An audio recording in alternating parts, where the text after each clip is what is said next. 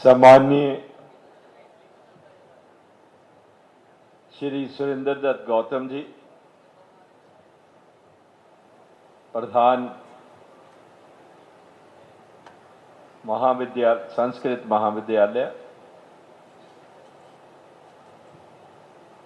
श्री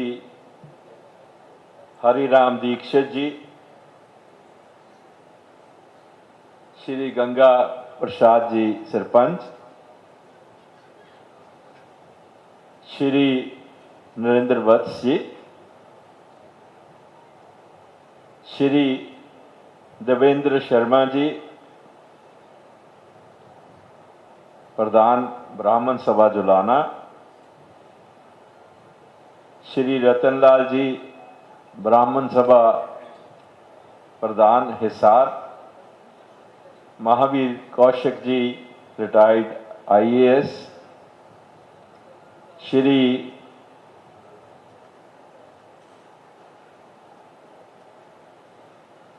शास्त्री जी, संरक्षक श्री ब्राह्मण संस्कृत महाविद्यालय, आज के मुख्य अतिथि राज्यसभा सदस्य श्री कार्तिक शर्मा जी,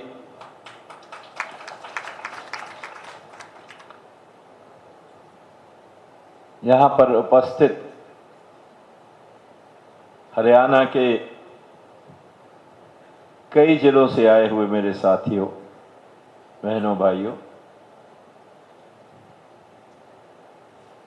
आज शिलान्यास संस्कृत महाविद्यालय में जो किया गया है वो आगे आने वाले समय की आवाज है। माननीय SD गौतम जी जो संस्था के प्रधान हैं और मेरे अजीज हैं, इनसे बहुत पुराना रिश्ता है। मैं अगर कहूं कि इनके बहुत से एहसान भी हैं मेरे पर। अच्छे इंसान हैं, इनके मन में समाज के प्रति सेवा भाव है, एक दूसरे की मदद करने में विश्वास रखते हैं, बहुत ही ज़हीन इंसान है। अच्छे पदों पर रहें, लेकिन कभी भी जिंदगी में इन्होंने उसूलों से कंप्रोमाइज नहीं किया। एक लक्ष्य को लेकर आगे बढ़े। आज उनके खास इजहार पर मुझे यहाँ पर आना था, तो मैं उनका भी धन्यवाद करता हूँ कि आप सब महान भावों के दर्शन मुझे उनकी वजह से हुए। बहुत बहुत धन्यवाद।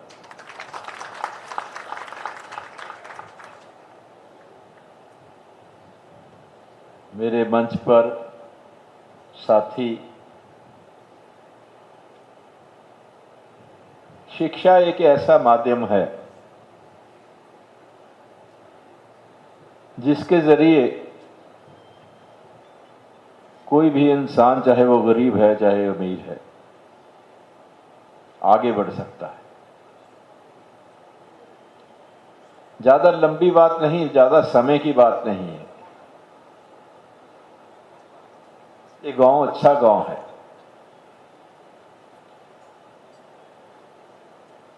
यहाँ से बहुत सी शख्सियत बाहर गई हैं, यहाँ की बहुत सी शख्सियत मशहूर हैं, गांव भी मशहूर है। जहां तक मैंने देखा है कि जब हमारा देश आजाद नहीं था,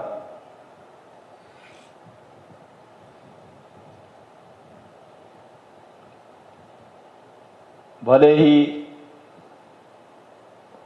हमारा देश अंग्रेजों का गुलाम था या मुगलों का गुलाम था, आप देखेंगे कि उस जमाने में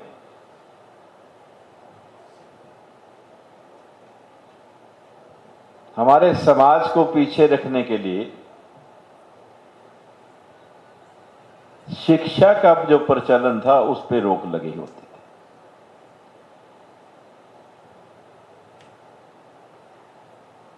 बिहार में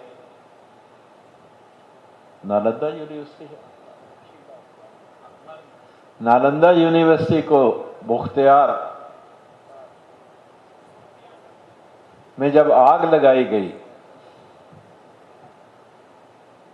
तो उस यूनिवर्सिटी में इतने स्क्रिप्चर्स थे, इतनी बुक्स थी, इतनी नॉलेज थी कि उस यूनिवर्सिटी के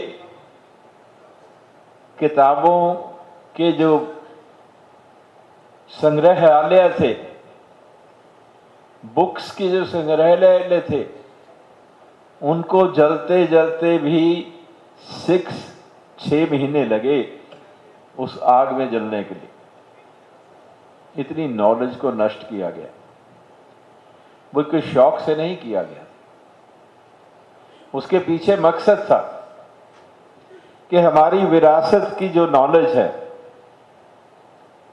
जो सैकड़ों वर्षों से हमारे बुजुर्गों ने एकत्रित की है, जो हमारे संस्कार हैं,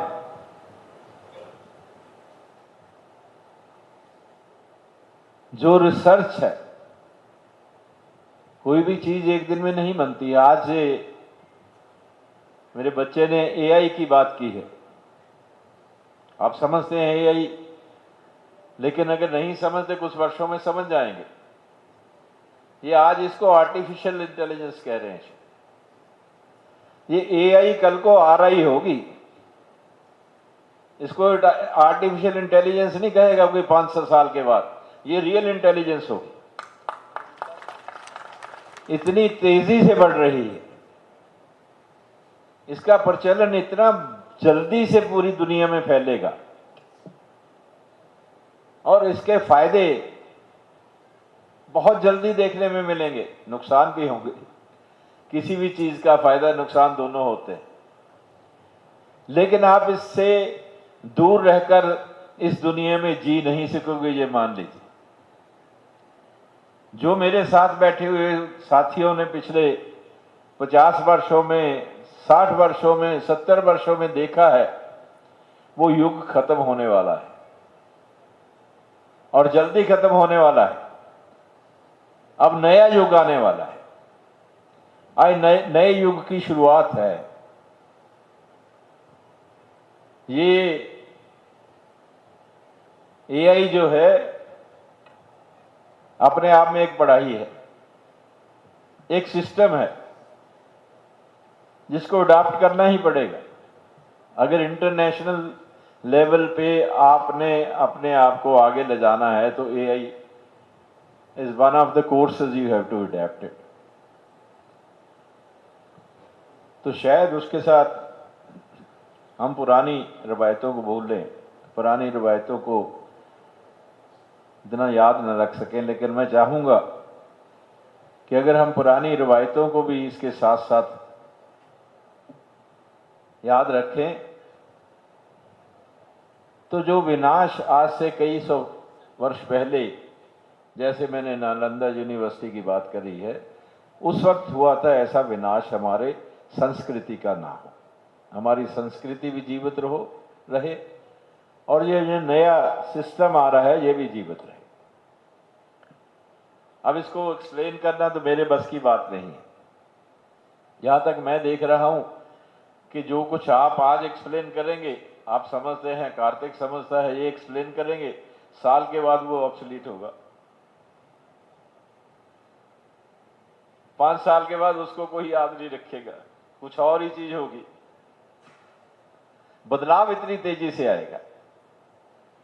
तो मेरा कहने का मतलब यही था कि शिक्षा से दूर रखना जो है एक मकसद था।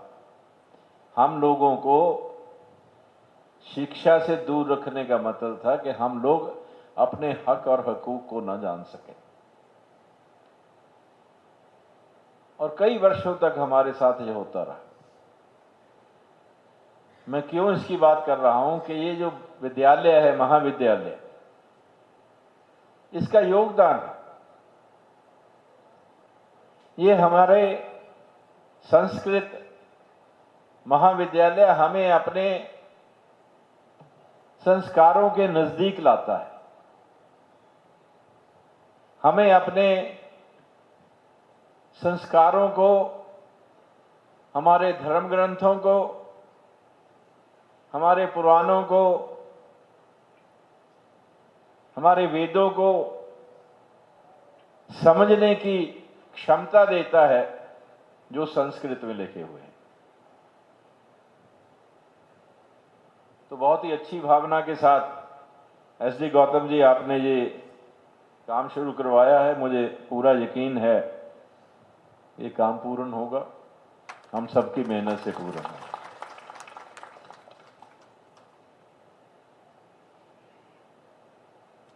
जींद की धरती है,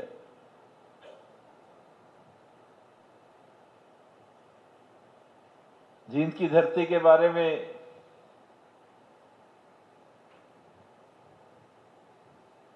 कोई प्रतिक्रिया देने की जरूरत नहीं है। ये मजबूत लोगों की धरती,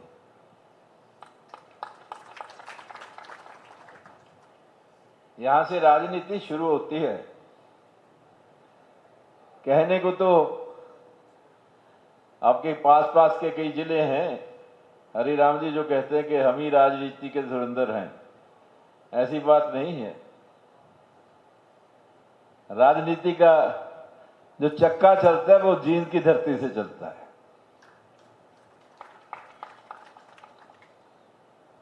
और आप जींद की धरती के वो मजबूत स्तंभ हो जिनकी वजह से आज हरियाणा की 90 विधानसभा सीटों में से 2 सीटें सफीदों और उचाना आपने जिता के भेजी हैं। जो सोचते थे लोग के कभी जीते नहीं जाएंगे, मैं कोई उन सीटों को अलग से बात नहीं कर रहा, मैं तो आपकी क्षमता का जिक्र कर रहा हूं कि आपकी क्षमता कितनी है, इसको पहचानिए। सिर्फ बनाने वाले जो लोग हैं, आप बनाते हैं, बनाने वाले से बनने वाले भी बने। इस धरती को भी अब जरूरत है कि यहां भी सत्ता आपके हाथ में आए, क्योंकि आप इस धरती पे बड़े ही धार्मिक गांव हैं। कुरुक्षेत्र के युद्ध में यहां से पांडु पिंडारा बहुत बड़ा एक स्थान है, जो दुनिया में अपनी किस्म का एक स्थान। तो अपनी मजबूती को महसूस करिए और मजबूती के साथ आगे बढ़ने की का संकल्प लीजिए। शास्त्री जी बैठे हैं, जींद के जिलाध्यक्ष, हिसार के जिलाध्यक्ष, जुलाना के जिलाध्यक्ष, समाज के जो अग्रणी हैं, आज जो हैं, जो कल थे, जो कल को बनेंगे, वो सभी इस बात को मान के चलिए कि ये तो एक जिम्मेदारी है हमें दी जाती।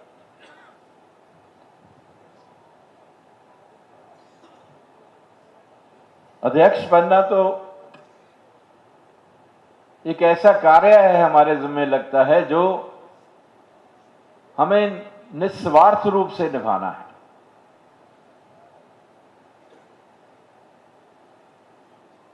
अपने समाज को सही दिशा में ले जाने के लिए हमें उनके साथ मिलकर काम करना है। बाहर मैं आप लोगों के साथ बैठा चर्चा कर रहा था, यहां पर भी मेरे साथियों ने माइक से, स्टेज से भी कहा, बाहर भी कहा कि पंडित जी आप अब आगे चलिए, आप नेता हैं।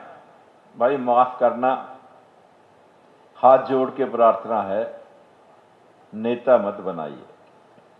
मैं नेता नहीं बनना चाहता। नेता बनते ही दिमाग फिर जाता है।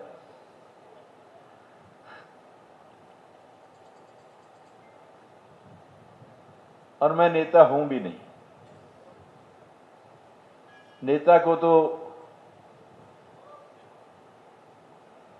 अपना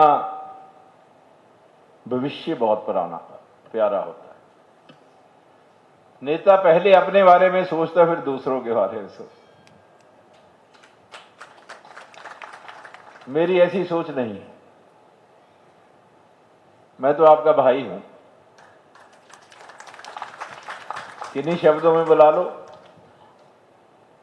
साथी हूं, कुछ का साथी हूं, कुछ मेरे से बहुत छोटे हैं, मेरी उम्र के भी होंगे, बहुत कम होंगे, लेकिन जितने वर्ष मैंने राजनीति में गुजारे हैं, मेरा तजुर्बा है कि सेवा से प्यार मिलता है, सेवा से इज्जत मिलती है।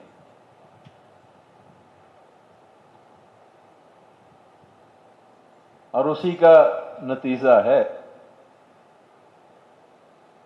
कि मैं कैसे आप लोगों का एहसान न मानूं। मैंने कहा मैं एसडी गौतम जी का एहसान मानता हूं, इसी तरह मैं आप सबका एहसान मानता हूं। किसी भी व्यक्ति के आगे बढ़ने में या उसके परिवार को आगे बढ़ने में लोगों की दुआओं की जरूरत होती है, आशीर्वाद की जरूरत होती है। आपसे मिला है, हमारे परिवार को आशीर्वाद भी मिला है, दुआ भी मिली है, और उसका धन्यवाद करना मैं अपना फर्ज समझता हूं। हरिराम जी यहां चले जाते हैं, बोलते हैं कि जी ये आरक्षण तो नहीं मिल सकता था अगर मनोज शर्मा नहीं, तो कैसे मिलता अगर आपने शुरुआत ना की होती। हर चीज के लिए कोई एक व्यक्ति काम नहीं करता है, एक व्यक्ति की भावना काम नहीं करती है, हजारों लाखों लोगों की भावनाएं काम करती हैं, हजारों लाखों लोगों की जरूरियात काम करते हैं, उनकी उस गुर्बत की चीख पुकार काम करती है। आपने कहा ना कि हर किताब में लिखा होता था कि एक गरीब ब्राह्मण था। वो गरीब इसलिए कहते हैं कि धन से भले ही वो गरीब माना जाता हो, लेकिन क्या उसकी शिक्षा से गरीब तो नहीं था, वो रह सहन से गरीब नहीं था, उसकी सोच उच्च कोटि की सोच थी। गांव में हर कोई व्यक्ति ब्राह्मण के पास जाके उससे सलाह मशवरा करके अपने अच्छाई के बारे में पूछता था, रास्ता पूछता था, कौन सा मार्ग अख्तियार करना है वो पूछता था। तो हम कैसे कह सकते हैं, लेकिन वो गरीबी को डिफरेंट ढंग से नहीं लिया जाना चाहिए। वो एक तपस्या थी, ब्राह्मण तपस्वी था, लालच नहीं था, कुछ बनाने का लालच नहीं था, घर बनाने का लालच नहीं था, जमीन खरीदने का लालच नहीं था। अब समय बदला है, हम भी बदलेंगे, हमें बदलना चाहिए।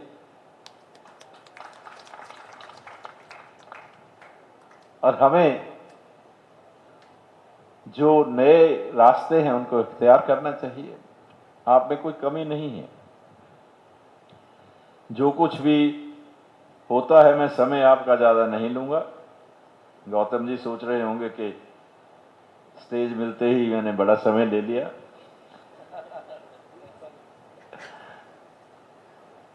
लेकिन ये बात मानकर चलिए, हम एक दूसरे की मदद कर सकते हैं, रास्ता दिखा सकते हैं, मंजिल तक नहीं ले जा सकते। मंजिल तो आपको खुद ही प्राप्त करनी पड़ेगी। कोई भी मंजिल आप तय कीजिए, वो मंजिल तो आपको खुद ही चल के जाना पड़ेगा। कोई रास्ता बताएगा, लेकिन चल के तो आप ही को जाना है। और मंजिल हमारी क्या है, ये भी निर्धारित करना होगा। क्यों गौतम जी, क्या है मंजिल? नहीं, मंजिल हमारी एक ही है, हम किसी से कम नहीं हैं।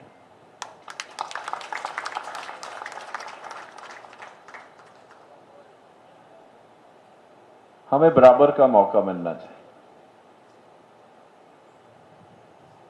हम कभी इंग्लिश में कहते हैं ना, we should get level playing field. What's wrong with it? हमें भी लेवल प्लेइंग फील्ड मिलना चाहिए। हमारा भी हिस्सा होना चाहिए बराबर का, कम नहीं। आज अगर कार्तिकेय शर्मा मेंबर पार्लियामेंट हैं, मेरी वजह से नहीं, आपकी वजह से।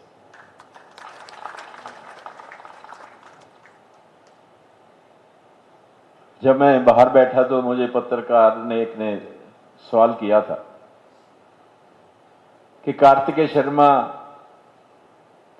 मेंबर पार्लियामेंट है, इंडिपेंडेंट, भारतीय जनता पार्टी के साथ लगाव रहता है इनका। मैंने वहां नहीं कुछ कहा, यहां कहूंगा, यहां कहूंगा लोगों के बीच में कि कार्तिकेय शर्मा इंडिपेंडेंट चुनाव लड़े थे राज्यसभा का, लेकिन बने भारतीय जनता पार्टी की मदद से थे। और भाई, हमारा परिवार इतना कृतघ्न नहीं हो सकता।